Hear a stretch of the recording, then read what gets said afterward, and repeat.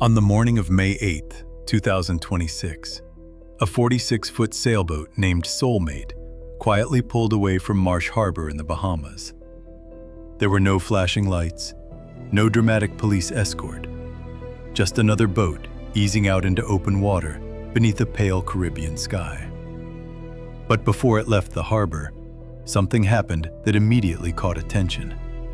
Its tracker disappeared. For weeks, Soulmate had been sitting at the center of an active investigation into the disappearance of 55-year-old Lynette Hooker, an American sailor who vanished in the Bahamas on April 4th. Federal investigators had already seized electronic devices connected to the vessel. Questions about the timeline that night still hadn't been resolved. And now, suddenly, the boat itself had gone dark. At first, many people believed Lynette's disappearance may have been a tragic accident at sea. The Bahamas are beautiful, but open water can turn dangerous quickly after sunset. Wind changes, visibility disappears. Small mistakes become serious in minutes. But this case never settled into a simple explanation. Because Soulmate wasn't just any sailboat crossing back toward Florida. It was a vessel investigators were still actively examining more than a month later. And when it departed Marsh Harbor, its AIS system, the automatic tracking signal that publicly broadcasts a boat's location, was no longer transmitting. That matters for one important reason. AIS systems do not switch themselves off. They have to be intentionally disabled. Which raises a question investigators, and now the public, can't ignore. Why leave the tracker off at all? And that's only one of the mysteries surrounding this case.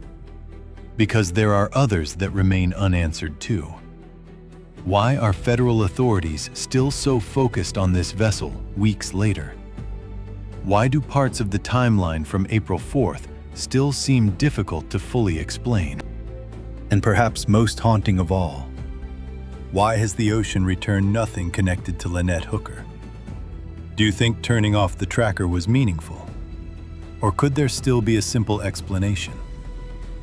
Before Lynette Hooker disappeared, she had already done something most people only talk about doing. She walked away from the life she had spent decades building.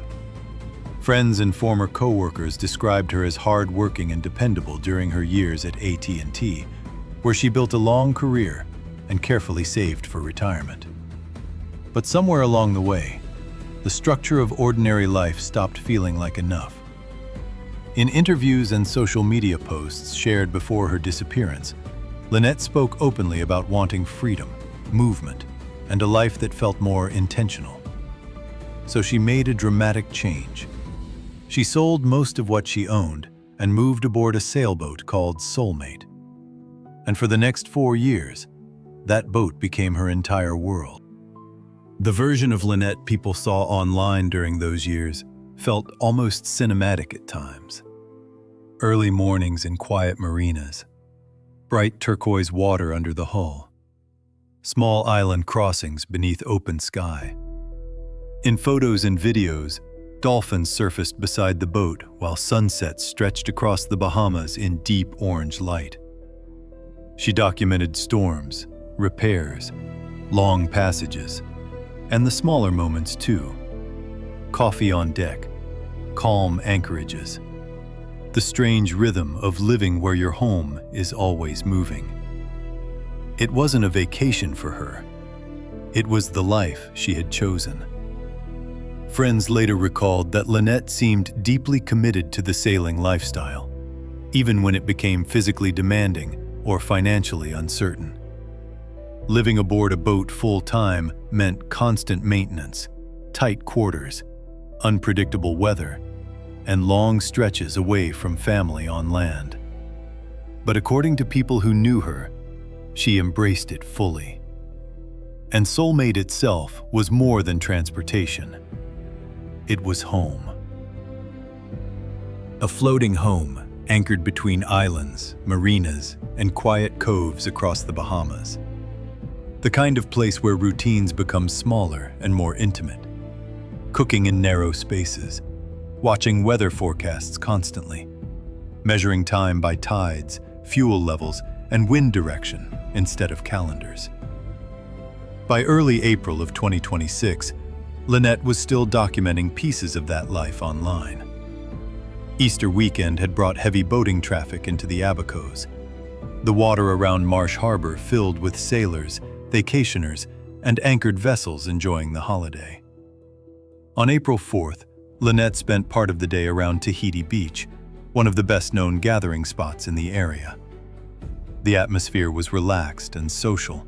Boats anchored offshore, people moving between dinghies, music carrying across the water. Later that evening came dinner at the Abaco Inn. Warm lights, drinks, crowds moving through the marina during one of the busiest boating weekends of the year. Nothing publicly visible from that night suggested it would become the final confirmed evening Lynette Hooker would ever be seen alive. And one detail has stayed with many people following the case ever since. Shortly before her disappearance, Lynette had written online that she wasn't going anywhere for a while. But sometime after sunset, the timeline becomes difficult to fully explain. April 4th, 2026 began like many other days in the Abacos during Easter weekend. Bright skies, crowded anchorages, and heavy boat traffic moving between islands. The area around Marsh Harbor and Elbow Key was alive with sailors, charter boats, dinghies, and vacationers spending the holiday on the water. By most public accounts, Lynette Hooker spent part of that afternoon around Tahiti Beach, a popular gathering spot reachable mainly by boat. Photos and videos from the area that weekend showed calm turquoise water filled with anchored vessels and people moving back and forth through the shallows. Nothing about the setting suggested that within hours, a large-scale search operation would begin. Later that evening, Lynette and her companion reportedly went to the Abaco Inn, a well-known waterfront restaurant and marina area overlooking the Sea of Abaco. According to reporting surrounding the case, they arrived sometime in the late afternoon or early evening and stayed for drinks and dinner while boats continued moving through the harbor outside. The timing matters because investigators later focused closely on the sequence of events after they left. Accounts publicly discussed in the weeks afterward suggested the pair departed the Abaco Inn sometime around sunset or shortly after dark. To return to Soulmate, they would have needed to travel by dinghy across open water back toward the sailboat's mooring location. And according to the reported sequence of events, conditions on the water began worsening during that crossing. What happened next became the central mystery of the case. Public reporting stated that at some point during the dinghy ride, Lynette went overboard. The engine then reportedly stopped after the safety lanyard disconnected. In darkness, with rougher conditions building, drifting began. From there, the timeline becomes far more difficult to reconstruct with certainty. Search efforts launched after Lynette was reported missing would eventually involve Bahamian authorities, the Royal Bahamas Defense Force, the United States Coast Guard, divers, aircraft, and drone technology. Large sections of surrounding water were searched repeatedly. But despite the scale of the effort, no confirmed trace of Lynette was found. And that absence became one of the most unsettling parts of the entire investigation. Because the Sea of Abaco is not the open Atlantic. In many areas, it is relatively shallow, heavily traveled, and bordered by homes, docks, anchorages, and marinas. Easter weekend also meant unusually high boating activity throughout the area. Sailboats sat anchored offshore. Dinghies crossed between islands after dark. Shoreline houses overlooked sections of the water where the reported drifting occurred. Which raises a difficult question investigators and observers kept returning to. How could someone remain adrift for so many hours in such an active boating area without attracting attention? Experienced sailors later pointed out that drifting dinghies are often noticed quickly, especially at night. People living on the water tend to pay attention to unusual movement. A small boat sitting disabled after dark can stand out immediately to nearby vessels. Yet according to the publicly discussed timeline, the drifting continued for hours. And there were other uncertainties too. Exactly what time did the dinghy leave the Abaco Inn area? How severe were the weather conditions at different points during the night? How much visibility existed on the water? What route did the drift actually follow? Even relatively small differences in timing could dramatically affect the overall sequence investigators were trying to understand. Meanwhile, the ocean itself remains silent. No confirmed clothing, no confirmed debris, no personal belongings conclusively tied to Lynette washing ashore in the days that followed. The more people examined the timeline, the more questions seemed to emerge from it. And eventually, one sailor decided to test part of that timeline himself. That question would eventually inspire an unusual experiment on the water. As the weeks passed, the unanswered questions surrounding Lynette Hooker's disappearance began attracting attention far beyond the Bahamas.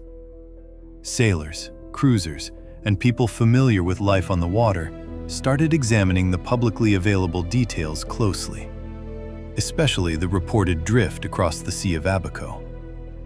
One of those people was Blaine Stevenson. Blaine wasn't a television expert or a police spokesperson. He was a sailor. He also knew Lynette personally, and according to public videos and statements he shared afterward, he became increasingly focused on understanding whether the reported timeline physically made sense on the water itself. So instead of debating it online, he decided to test part of it himself. The experiment he carried out was simple in concept, but surprisingly revealing in practice. Using a dinghy in conditions meant to roughly resemble the environment described on the night of April 4th, Blaine positioned himself in an area with a similar bay layout and comparable current movement. Importantly, the wind conditions during his test were reportedly lighter than those publicly described during Lynette's disappearance. That detail matters because stronger wind generally increases drift speed, not decreases it. Then he stopped paddling. No engine assistance, no steering correction, no attempt to control direction. He simply allowed the current and wind to move the dinghy naturally, while documenting how quickly it traveled. The results became one of the most discussed developments in the case. According to Blaine's measurements, the dinghy drifted significantly faster than many people following the investigation expected. Based on the speed he observed, the reported crossing distance may have taken far less time than originally believed publicly. Not 9 hours, potentially much less. Now, it's important to be careful here. Drift experiments are not perfect recreations. Water conditions constantly change. Wind direction shifts. Visibility, fatigue, darkness, panic, and exact positioning all matter. Even experienced mariners would caution against treating any single recreation as definitive proof of what happened during a real emergency. But the experiment still raised difficult questions. Because even if conditions varied somewhat, the difference between the estimated drift time and the publicly discussed timeline appeared large enough that many observers felt it deserved attention. And then something else happened during Blaine's test that may have been even more striking than the timing itself. Other boats noticed him almost immediately. While drifting in the dinghy, Blaine reported that nearby boaters approached and checked on him. Some called out to ask whether he was okay. Others slowed to observe the unusual situation more carefully before continuing on. To people outside the boating community, that may not sound remarkable. To sailors, it absolutely does. Experienced boaters often react instinctively when they see a disabled or drifting dinghy, especially after dark or in busy waterways. Life on the water creates a culture where unusual movement draws attention quickly. A lone dinghy drifting without obvious control can signal engine trouble, injury, or emergency conditions. And Easter weekend in the Abacos was not a quiet time of year. There were anchored sailboats throughout the area. Homes lined parts of the shoreline. Dinghies moved back and forth between marinas and anchorages late into the evening. Light traffic on the water continued well after sunset, which brought investigators, sailors, and online observers back to the same difficult question again and again. Could someone really remain unnoticed for so many hours in such an active boating area? The experiment didn't provide a final answer, but it did something almost as powerful. It challenged assumptions people had quietly accepted during the early days of the case. Because once physical conditions on the water were tested, the timeline no longer felt straightforward. And in unresolved disappearances, timelines matter. Sometimes more than anything else. What stands out to you more? The timing questions? Or the fact that nobody reportedly approached the dinghy? Meanwhile, despite the searches, the drifting theories, and the growing public attention, one thing still hadn't changed. No confirmed trace of Lynette Hooker had been found. And while those questions kept growing, the sea itself remained silent. For weeks after Lynette Hooker disappeared, Soulmate remained in Marsh Harbor almost like a frozen image in the middle of the investigation. Sailors passing through the area recognized the boat immediately. People following the case online watched for updates from the marina. Its position became strangely familiar. The same sailboat, sitting quietly on its mooring while questions around April 4th continued to grow. Then, in early May, people noticed movement. According to accounts from local observers and sailing community reports, Soulmate was repositioned closer to the dock area near Abaco Inn Marina. At first, that didn't necessarily seem unusual. Boats are often moved within harbors for operational reasons: weather exposure, marina traffic, maintenance access, or security concerns. But a few days later, activity around the vessel increased. Supplies were reportedly brought aboard. Crew members appeared. Preparations for departure began. Then came the clearest sign yet that the boat was leaving the Bahamas. A delivery crew boarded Soulmate. Now, that detail by itself is not inherently suspicious. In the sailing world, delivery captains are extremely common. Boat owners routinely hire professional crews to move vessels between countries, marinas, or seasonal destinations.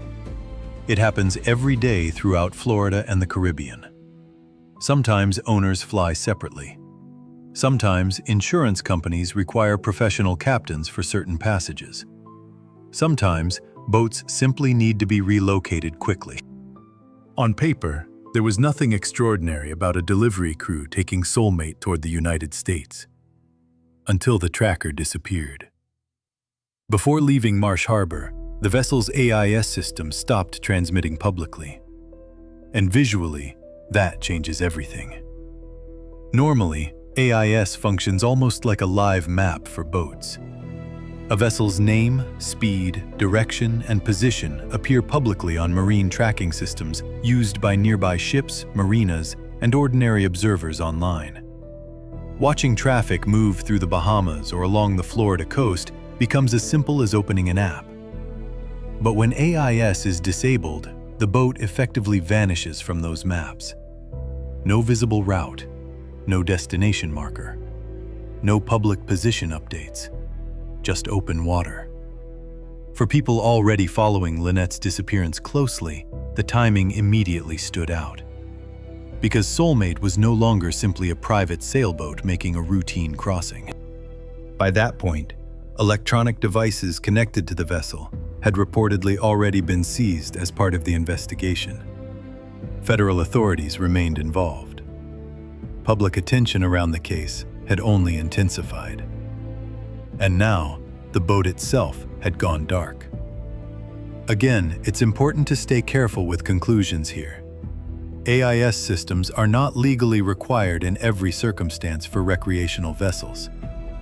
Some sailors disable them for privacy during offshore passages. Others prefer not broadcasting their exact location publicly while crossing open water.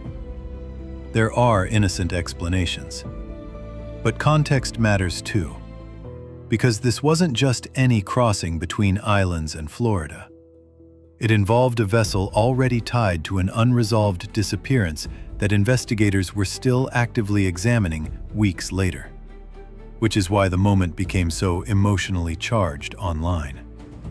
The vessel at the center of an unresolved disappearance had quietly vanished from public view.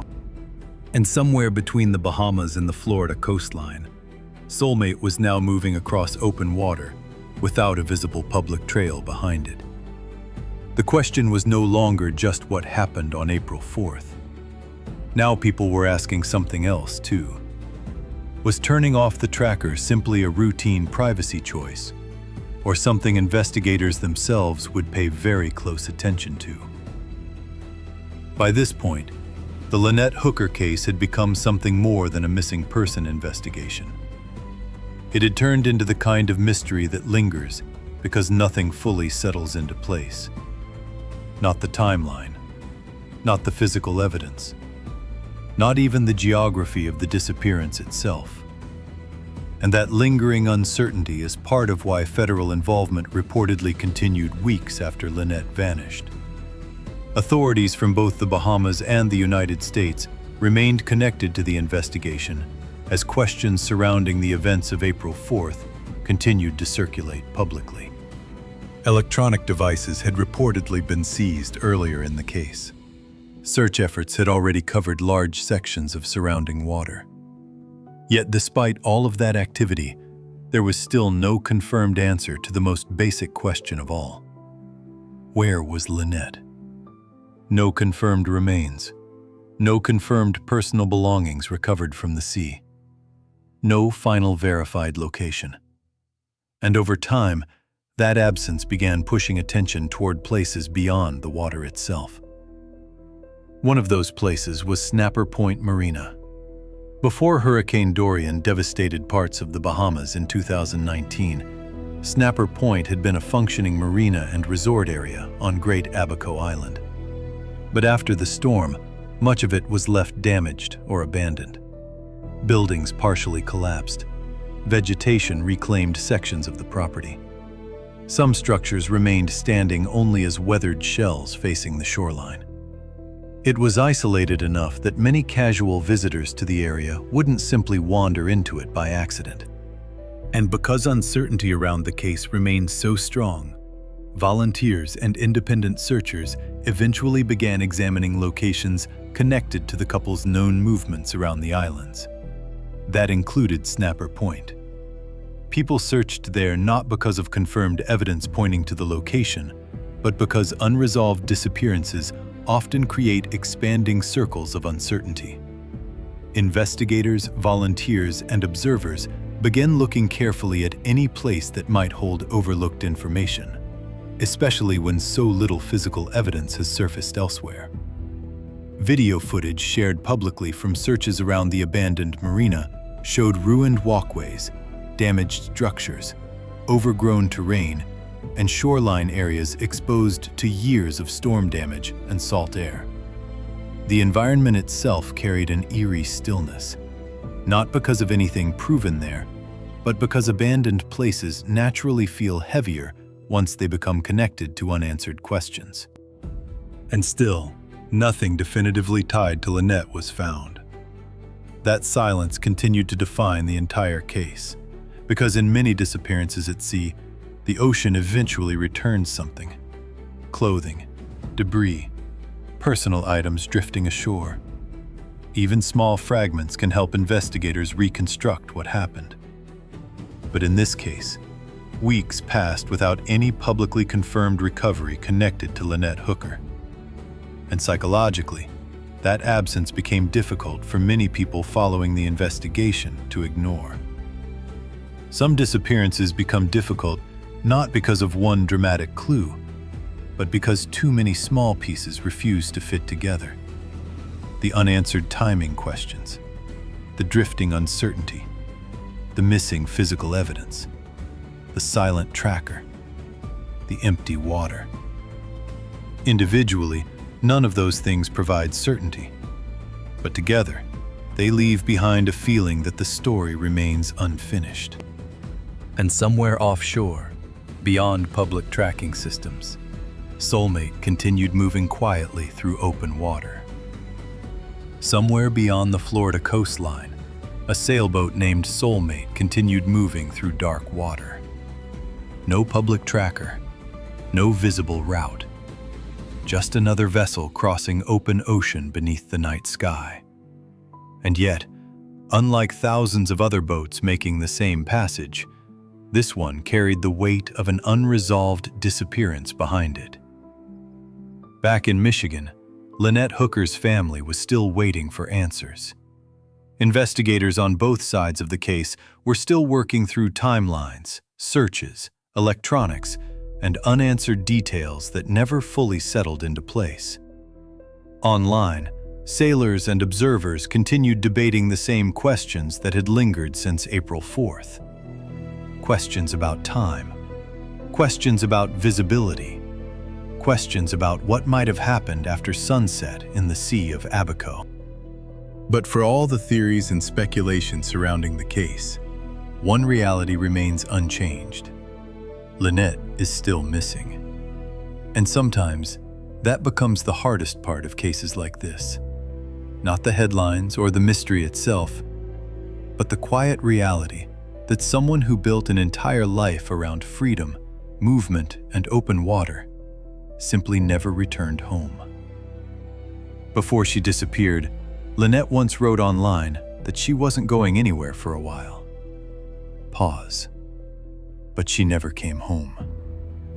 If you want more people to keep following Lynette's story, leave a comment so this case continues reaching others.